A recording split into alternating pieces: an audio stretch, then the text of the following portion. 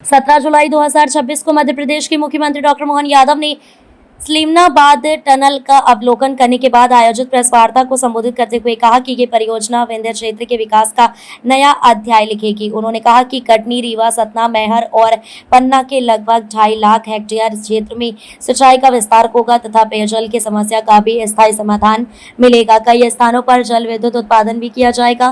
मुख्यमंत्री ने कहा कि लगभग 1600 करोड़ रुपए की इस परियोजना में केंद्र सरकार ने 275 करोड़ रुपए का सहयोग दिया है। उन्होंने प्रधानमंत्री नरेंद्र मोदी का आभार व्यक्त करते हुए कहा कि 120 फीट तक की गहराई में निर्मित ये टनल 100 वर्षों तक सुरक्षित रहने वाली अत्याधुनिक इंजीनियरिंग का उत्कृष्ट उदाहरण है और भविष्य में इंजीनियरिंग की महत्वपूर्ण केस स्टडी बनेगी। डॉक्टर यादव ने कहा कि अब मां नर्मदा का जल ऐतिहासिक टनल के माध्यम से गंगा बेसिन के सोन क्षेत्र तक पहुंचकर हरियाली और समृद्धि का नया इतिहास रचेगा। उन्होंने बताया कि आगामी 3 माह में रबी फसल के लिए 1 लाख हेक्टेयर क्षेत्र में सिंचाई हेतु पानी उपलब्ध कराया जाएगा। उन्होंने किसानों से अपील की कि वे अपनी जमीन न बेचें क्योंकि बघेलखंड और बुंदेलखंड भविष्य में कृषि उत्पादन के क्षेत्र में पंजाब और हरियाणा को भी पीछे छोड़ेंगे।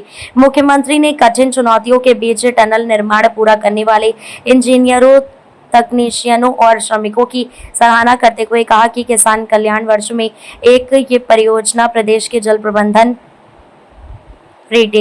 कल्याण वर्ष में ये परियोजना प्रदेश के जल प्रबंधन और कृषि विकास की ऐतिहासिक उपलब्धि सिद्ध होगी। 2015 तक कुल 1406 मीटर टनल बोरिंग होने से टनल निर्माण की गति बढ़ाने के लिए, लेकिन जब 2016 से अपस्ट्रीम छोर से दूसरी मशीन जर्मनी की एच के चालू करा के टनल पे काम प्रारंभ हुआ तो इंजीनियर, टेक्नीशियन, मजदूर सुरक्षा के मानकों में कई प्रकार की चुनौती बढ़ती गई। लेकिन दोनों तरफ से जब तक टनल पूरा नहीं करेंगे, ये एक चुनौती थी। मुझे इस बात की प्रसन्नता है कि हमारे लिए 17 साल का ये लंबा संघर्ष 2026 में जाकर इसकी सफलता मिली।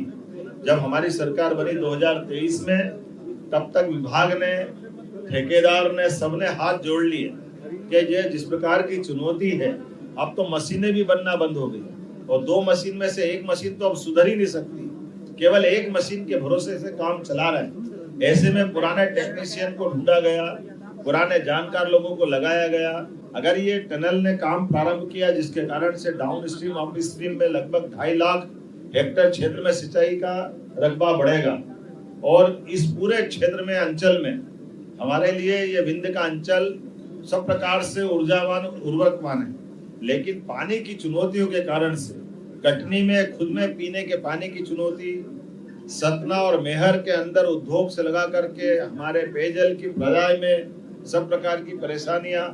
ऐसे में 5 जिलों के अंदर ये अमृत का काम करेगी और खास करके जैसे गंगा बेसिन में आमतौर पर सोन नदी का गंगा बेसिन का इलाका हो या हमारा मालवा का पार्वती, काली सिंध, चंबल वाला बेल्ट या केन बेतवा, लेकिन नर्मदा तो सीधे खंबात की खाड़ी में गिरती है। लेकिन ये वाकई विज्ञान का नया चमत्कार हुआ है कि नर्मदा जी अपने खंबात की खाड़ी के परंपरागत क्षेत्र को छोड़ करके विंध्य की वैली में आज अपने प्रवास से सोन नदी के अंचल को भी हरा भरा करेंगे। यहाँ के किसानों को, यहाँ के व्यापारियों को, यहाँ के उद्योगपतियों को क्षेत्र के लिए एक नया वरदान मिलने वाला है।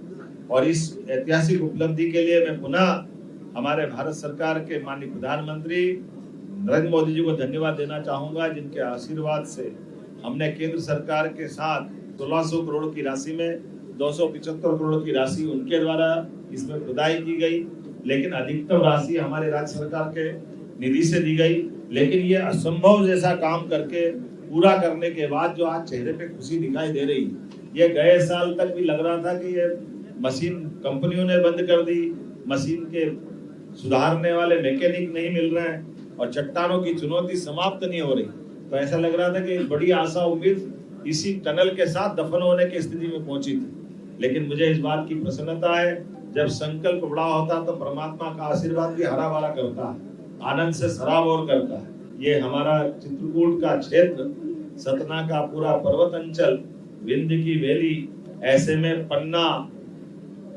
कटनी, सतना, मैहर और रीवा 5 जिलों के अंदर क्षेत्र के लगभग हमारे 2.5 लाख से ज्यादा क्षेत्र में सिंचाई का रकबा होगा।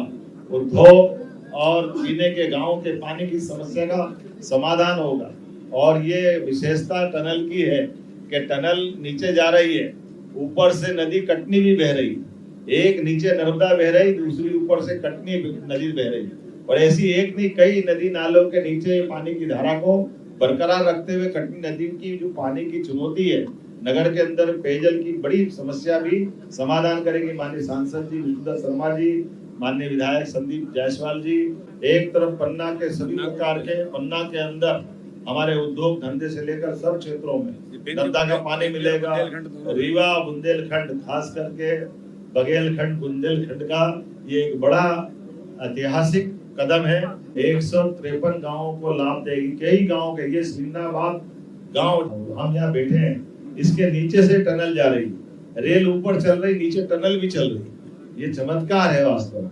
और पानी की धारा के बलबूते पर कई जगह बिजली भी बनाई जाएगी और आगे जाकर के कई सारे लोगों के लिए केस स्टडी का काम करेगी। इतनी कठिन चुनौतियों के बावजूद भी हमारे राज्य के अधिकारियों ने, इरिगेशन डिपार्टमेंट ने इसको पूरा करने का जो हिम्मत दिखाई, मैं उनको भी बधाई देना चाहूंगा। हमारी सरकार किसान कल्याण वर्ष में लगातार ऐसे बड़े बड़े संकल्प करते हुए आगे बढ़ रही है। आइए आप सबके माध्यम से ये सोन कछार का 152 क्यूबिक डिस्चार्ज से सतना के अंदर भी 1,04,970 हेक्टर, मेहर में 54,227 हेक्टर, कटनी जिले की 21,823 हेक्टर, रीवा जिले की 3,532 हेक्टर और पन्ना जिले की 448 हेक्टर, इस प्रकार से 1,85,000 हेक्टर कमांड एरिया में ये सिंचाई की सुविधा मिलेगी।